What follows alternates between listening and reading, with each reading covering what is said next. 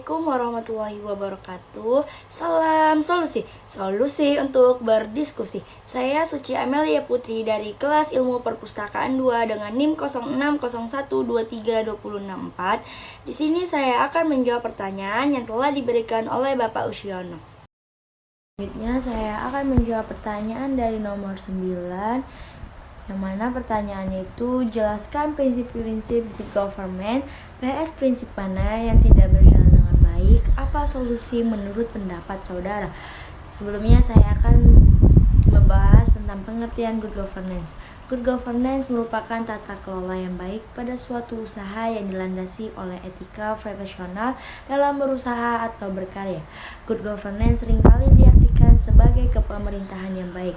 World Bank mendefinisikan governance sebagai suatu penyelenggaraan manajemen pembangunan yang solid dan bertanggung jawab sejalan dengan prinsip demokrasi dan pasar yang efisien, penghindaran salah alokasi dana investasi, dan pencegahan korupsi baik secara politik maupun administratif, menjalankan disiplin anggaran serta penciptaan legal dan political framework bagi tumbuhnya aktivitas usaha.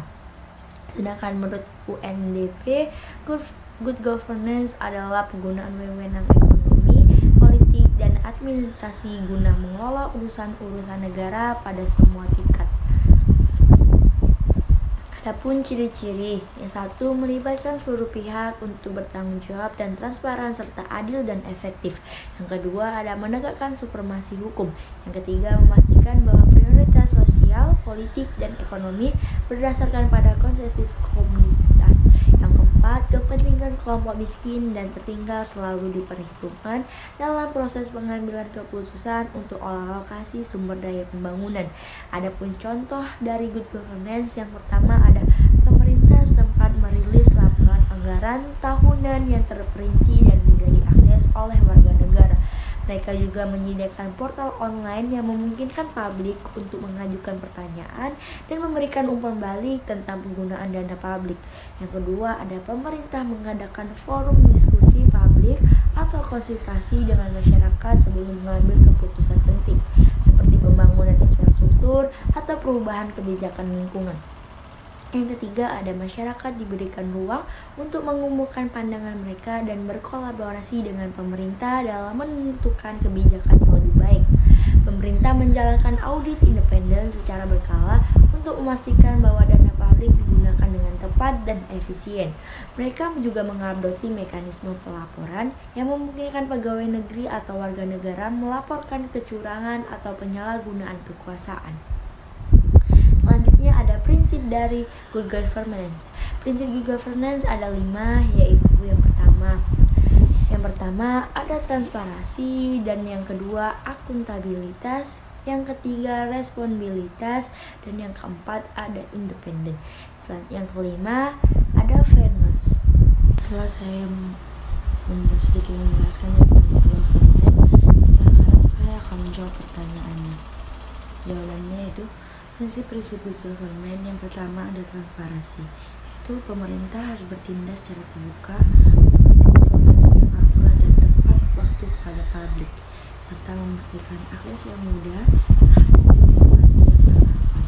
Yang kedua ada akuntabilitas, pemerintah harus bertanggung jawab atas tindakan dan kebijakan yang diambil. Penjabat publik harus dapat dipertanggungjawabkan melalui mekanisme hukum dan administratif. Yang ketiga ada responsibilitas,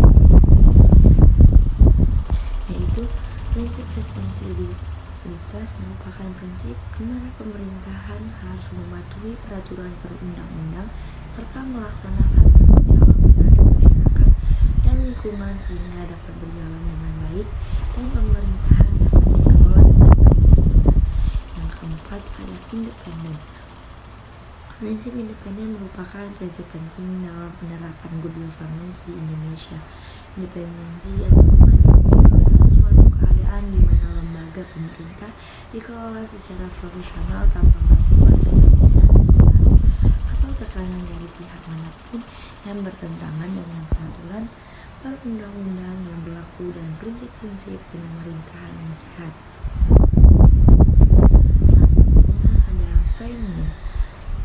kesetaraan dan kewajaran. Secara sederhana, prinsip kesetaraan dan kewajaran atau fairness dapat didefinisikan sebagai perlakuan yang adil dan setara di dalam memenuhi hak-hak stakeholder yang timbul berdasarkan perjanjian serta peraturan perundang yang berlaku. Adapun prinsip yang tidak berjalan dengan baik dan solusinya. Yang pertama itu ada transparansi. Tantangannya kurangnya akses informasi publik, birokrasi yang kompleks, dan tidak adanya mekanisme yang efektif untuk menyebarkan informasi. Solusinya yaitu penerapan kebijakan keterbukaan informasi yang lebih ketat, pengembangan platform digital untuk memudahkan akses informasi publik, mendorong partisipasi masyarakat dalam pengawasan dan pengelolaan informasi. Yang kedua adalah akuntabilitas. Tantangannya kurangnya pengawasan dan penegakan hukum, korupsi, serta budaya birokrasi yang tidak transparan. Solusinya yaitu penguatan lembaga pengawasan dan audit independen, peningkatan sanksi terhadap pelanggaran dan korupsi, meningkatkan partisipasi masyarakat dalam proses pengawasan. Yang ketiga ada responsibilitas. Tantangannya tanggung jawab yang tidak jelas, kurangnya koordinasi antar instansi pemerintah, dan birokrasi yang lambat. Solusinya menyusun peraturan yang jelas mengenai tanggung jawab masing-masing instansi, meningkatkan koordinasi dan kolaborasi antar lembaga pemerintah, mempercepat proses birokrasi melalui digitalisasi dan reformasi birokrasi. Selanjutnya, independensi. Tantangannya intervensi politik dalam proses pengambilan keputusan, kurangnya intervensi lembaga pengawasan. Solusinya menjamin independensi lembaga pengawas dan penegak hukum, mengurangi campur tangan politik yang pengambilan keputusan, melindungi whistleblower, dan meningkatkan mekanisme pelaporan yang aman. Dan terakhir ada fairness atau keadilan. Tantangannya diskriminasi, kesenjangan sosial dan ekonomi, serta akses yang tidak merata terhadap layanan publik. Solusinya menerapkan kebijakan yang inklusif dan adil bagi semua lapisan masyarakat, mengurangi kesenjangan sosial dan ekonomi melalui program kesejahteraan dan pendidikan, meningkatkan akses layanan publik untuk semua warga negara tanpa diskriminasi.